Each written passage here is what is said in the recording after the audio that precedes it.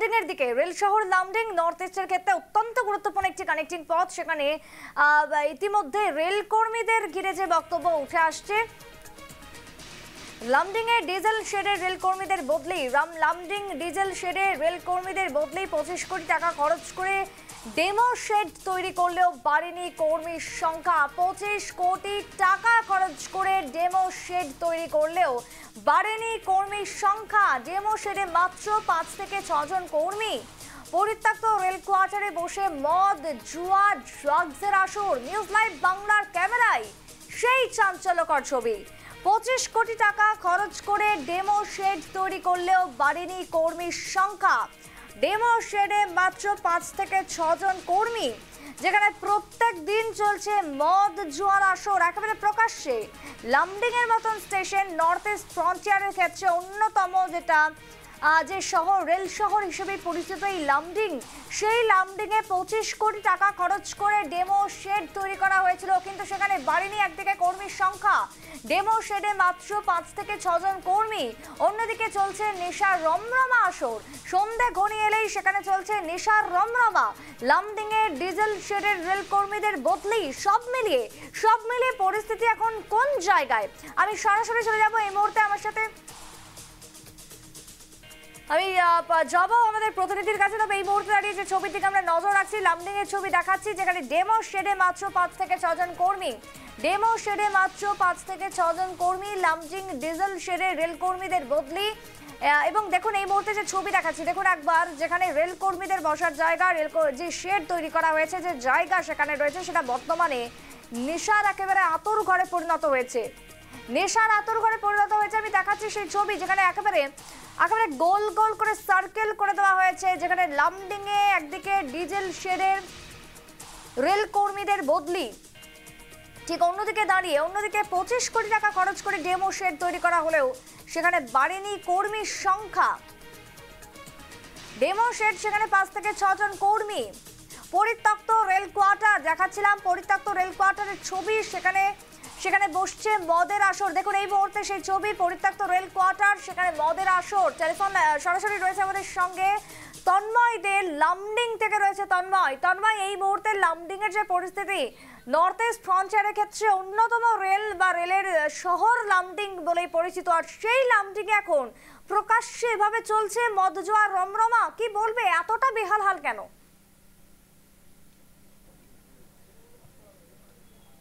সুপ্রীতি, দেখো, আমি ইতিমধ্যে কয়েকদিন ধরে আমি গুয়াহাটির যে আনাচে কানাচে আমি দেখিয়েছি দর্শকদেরকে গুয়াহাটির অবস্থা, কিন্তু আজ আমি উপস্থিত হচ্ছি লামডিং এ।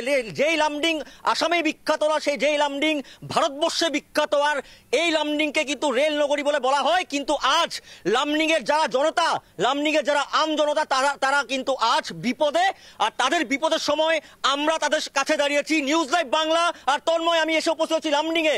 আর আসল কথাটা হচ্ছে এখন যে লামডিং এর ডিজেল শেড ছিল, ইতিমধ্যে তুমি বললে, সেই ডিজেল শেড বন্ধ হয়ে যাবার পর এখন কিন্তু লামডিং এর যারা স্থানীয় ব্যবসায়ী, যারা দোকানদার, তারা কিন্তু এখন বেহাল অবস্থা।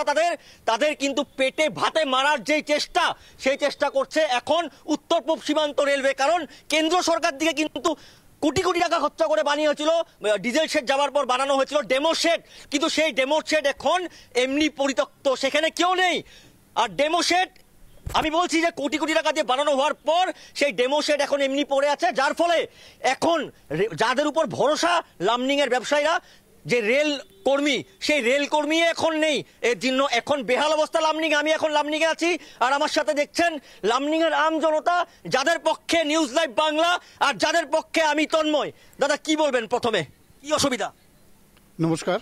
সর্বপ্রথম আমি লামডিংবাসীর পক্ষ থেকে এবং লামডিং বাঁচাও সংগ্রাম সমিতির পক্ষ থেকে নিউজ লাইভ বাংলাকে আমি আমাদের এই প্রিয় লামডিং শহরে স্বাগত জানাই। আমরা যে অঞ্চলটিতে দাঁড়িয়ে আছি সেটা লামডিং বাজার। লামডিং বাজারের একটি ইতিহাস আছে। মূলত আমাদের যে লামডিং শহর, এখানে প্রায় 2 লক্ষ লোকের বাস।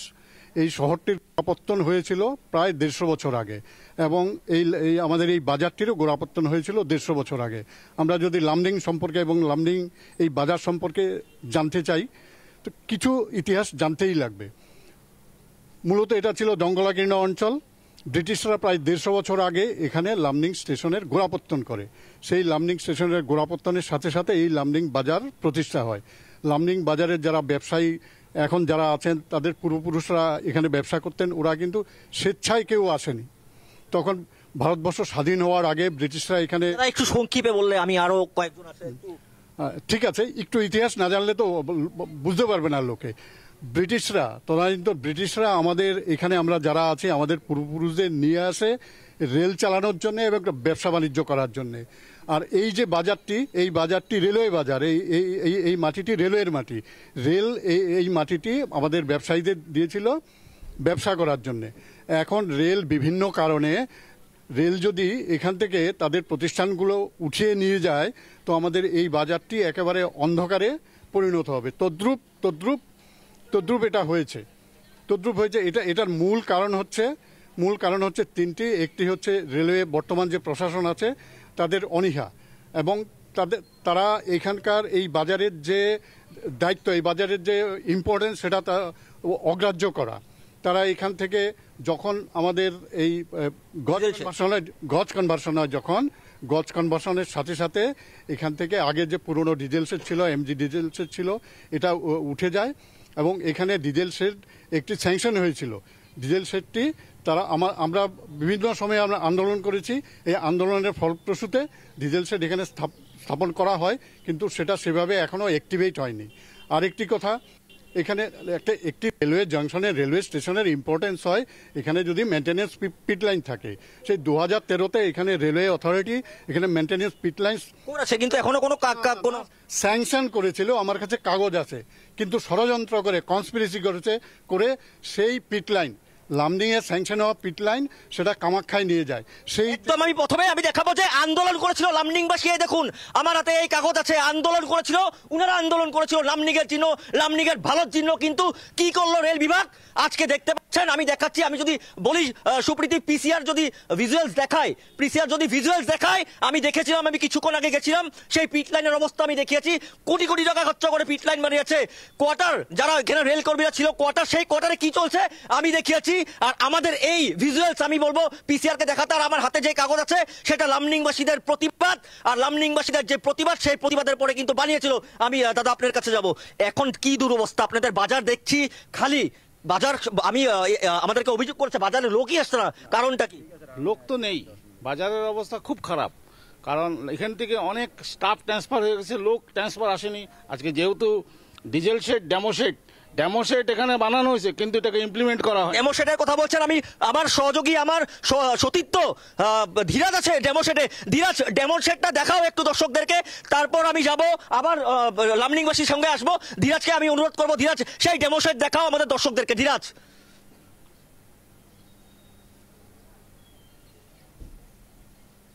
যে ডেমো শেড তৈরি করার জন্য লামডিং এর জনগণ অনেকবার আন্দোলন করার পরিপ্রেক্ষিতে লামডিং এ এসেছে ডেমো শেড। এবং ডেমো শেডের বর্তমান কি পরিস্থিতি আমার সতীর্থ রাহুল দেখাচ্ছে ডেমো শেডের পরিস্থিতি। ডেমো শেডের যে অবস্থা তুমি দেখছো, নিউজ লাইভের দর্শকদেরকে আমরা দেখাচ্ছি। এই ডেমো শেড কোটি কোটি টাকা খরচা করে নির্মাণ করা হয়েছে ডেমো শেড, কিন্তু এই ডেমো শেড নির্মাণ করা পুরো কার্যকরী হয়নি। এখন জঙ্গলের পরিণত ডেমো শেড নেই একটিও স্টাফ। এই সমগ্র ডেমো শেড রয়েছে ফাঁকা। এবং এই পাশে রয়েছে আরো একটা জিনিস তোমাকে দেখাবো, সেটি হলো গিয়ে, তুমি তো দেখছো, সেটি হলো গিয়ে পিট লেন। সেখানে ওয়াশিং পিট, সেখানে ট্রেন পরিষ্কার করার জন্য একটি প্ল্যান বানানো হয়েছে। এই সমগ্র প্ল্যান্টের জন্য, সমগ্র প্রকল্পের জন্য প্রায় কোটি কোটি টাকা খরচা করেছে রেল বিভাগ। এবং দীর্ঘদিনের লামডিংবাসীর যে আন্দোলন, সেই আন্দোলনের ফলস্বরূপ কিন্তু পাওয়া গেছে, কিন্তু পাওয়া গেলেও আজ অব্দি কিন্তু কার্যকরী হয়নি। তাছাড়া দেখা গেছে যার ফলে লামডিং এর যে ব্যবসা বাণিজ্য দিনে দিনে অতি খারাপের দিকে। এমনকি দেখা গেছে লামডিং এর ব্যবসায়ীরা সারাদিন একটু বনি করতে পারে না, হাহাকার পরিস্থিতি। আগামী